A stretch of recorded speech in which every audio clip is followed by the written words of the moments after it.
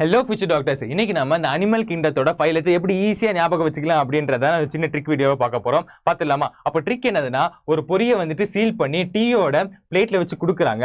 அந்த பிளேட்டில் வச்சு கொடுக்குறத பார்த்துட்டு இருந்த அணில் வந்துட்டு எப்படி பார்த்துட்டு இருக்குன்னா, ஆசையாக பார்த்துட்டு இருந்த அணில் வந்துட்டு ஆத்திரத்தோட என்ன பண்ணுதுன்னா மாலுக்கு போகுது. அணில் எப்படி போகும்? எக்கி எக்கி போகும்ல. அப்போ எக்கி எக்கி மாலுக்கு போயிட்டு இஎம்ஐல ஒரு கார் வாங்குது. இதுதான் ட்ரிக்கு. அது எப்படி மேட்ச் ஆகுதுன்னு பார்த்துருவோமா?